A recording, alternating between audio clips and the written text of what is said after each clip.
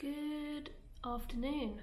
Week 9. We're at week 9 already. We're coming to the end of our niyamas, and niyama number 4 is tapas, self-discipline. It makes sense for your practice this week that you do something that's going to create a habit that you will be requiring self-discipline to maintain. So the great start, now that you've got the hang of your sun salutations, is to do some every day in the morning when you wake up, when you're most stiff and when you need to be most gentle on yourself, just doing some really, really slow, gentle ones. They are intense, but you can do it with bent legs, remember, in the forward fold.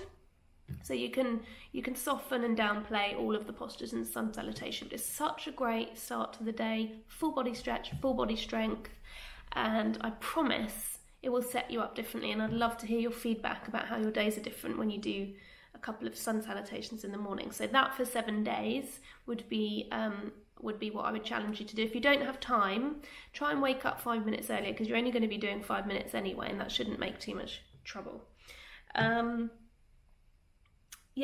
Aim to do between 2 and 4, I would say, sun salutations every morning, and also continuing with your meditation, which is probably still gonna, for some time, require self-discipline to do, even though you're understanding now a bit more about the benefits and about how really it's nothing more than just giving yourself some time and to slow down and learning how to be with yourself when your mind and body are not active. So eventually with meditation, your mind slows down and you come to what I would feel like is a sort of, it's like a TV on standby, or like a car in neutral, or our original self before all of the thinking and all of the moving and all of the doing and achieving. So it's a lovely place to come home to. Another thing I'd like to say about self-discipline is that the term is a bit off-putting, I find. I sort of retaliate against any word involving discipline.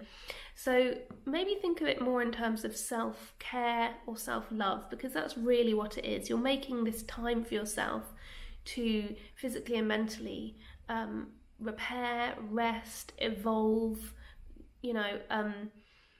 and just downtime from life. I mean, you are literally carving out time for yourself. So that's where the discipline comes in, but it's also where self-loving comes in. And of course, you can't love others until you love yourself.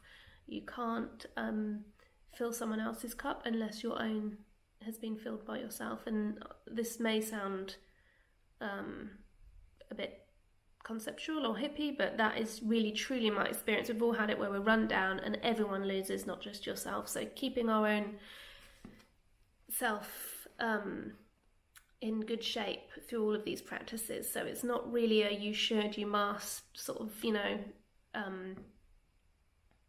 practice. It's more, this is slightly different. So I'd like you to approach it differently this time for yourself that you're creating through your yoga practice and your meditation.